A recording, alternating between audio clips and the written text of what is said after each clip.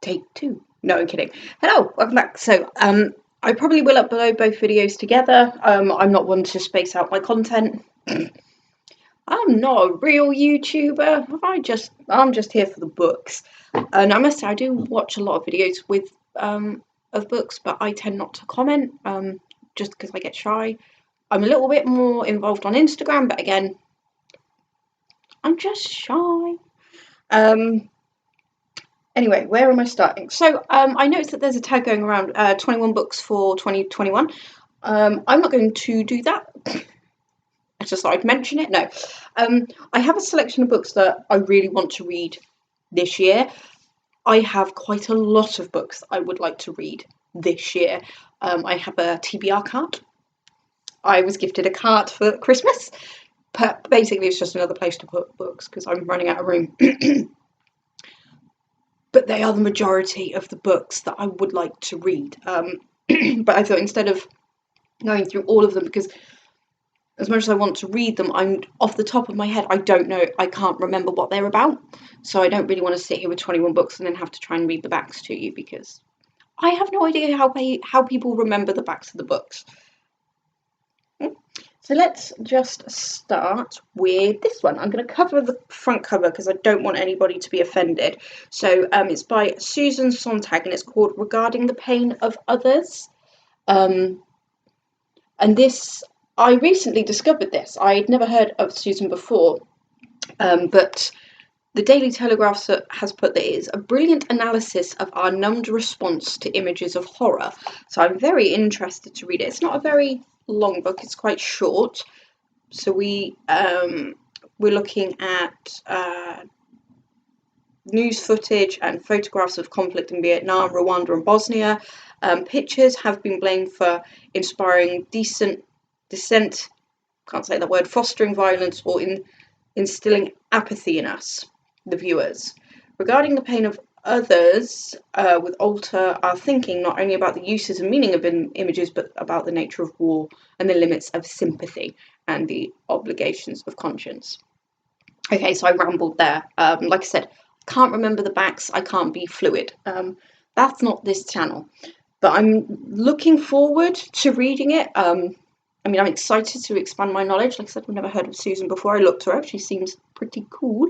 But yeah, I'm looking forward to reading it, very much so, especially somebody who I find myself quite empathetic, but I see where she's coming from, so I'm quite looking forward to seeing how I react to that one. The next book is The Mermaid of Black, Conch by Monique Roffey. I'm sorry if I'm pronouncing that wrong, Monique. So before Christmas, I'm being vague again, see, I went on to P-Pal Press.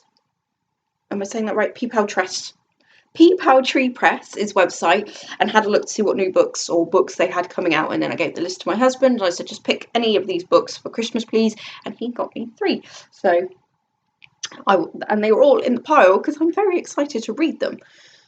So The Mermaid of Black Conch follows a mermaid who, I believe she falls in love with a man. Very, very standard.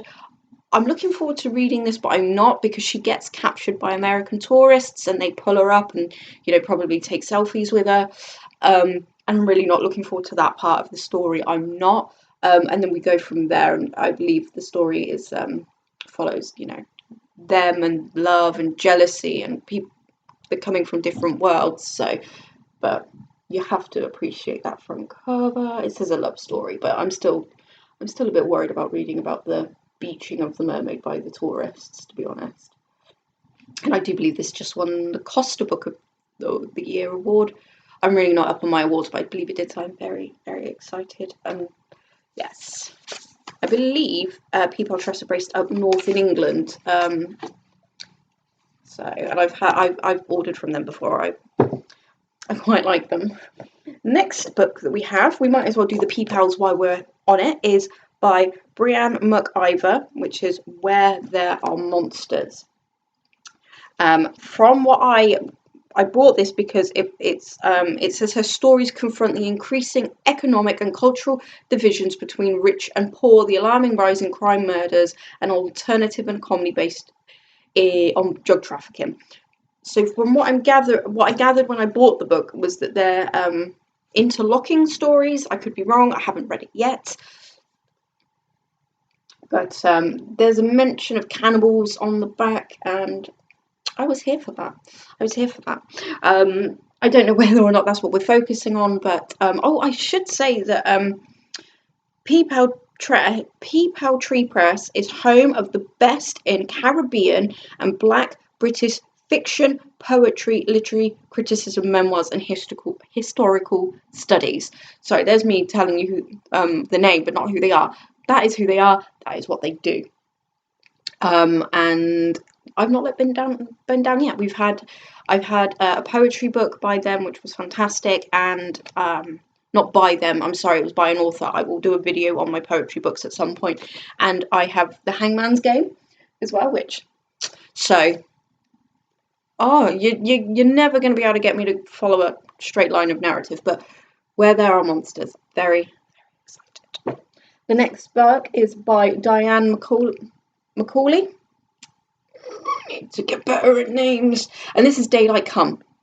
So this is set in the year 2084. Climate change has made life on the Caribbean island of Baruch a grueling ordeal. The sun is so hot that people must sleep in the day and live and work at night, all the time under brutal Domin rule. I wonder if that's the Dominican rule. Food is scarce and people over 40 are expendable.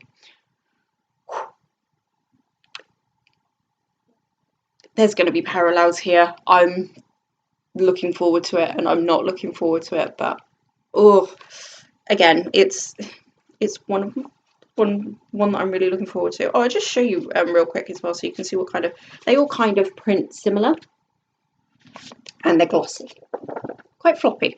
So that's another one that I'm really, really excited to get to. I know what you're thinking. Where's your excitement level if you're excited? The next book I need to read is, because I'm way behind, is The Poppy War. R.F. Kuang. I don't think I need to explain what The Poppy War is about. I believe the third book has already arrived. I'm just behind, and I do really want to read it. I think I got this for my birthday in June last year, so got a horrible dent across the front cover. Never mind, it must have come like that.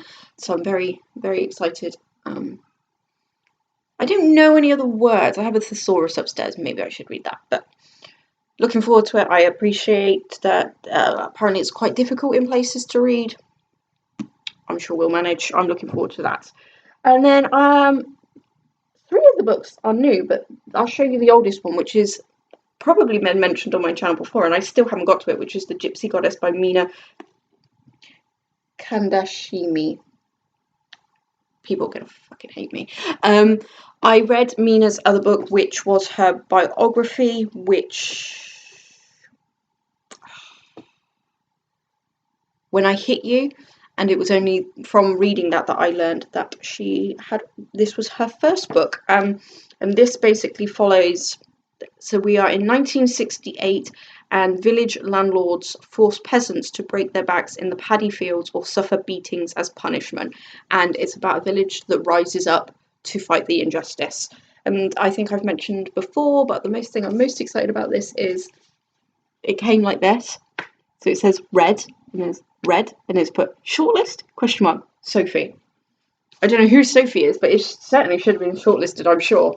I haven't read it yet, so I suppose I can't judge, but isn't it just amazing? But if anyone's read this, do let me know, because... No, I won't read it right now. Sorry. Got carried away. Next book I have is Robin Hobb, Ship of Magic. I have a couple of Robin Hobb books on my shelf. I've not read any of them, but this one I did want to try first. I again picked this up in a charity shop. That's me. I don't think anyone would ever send me a book.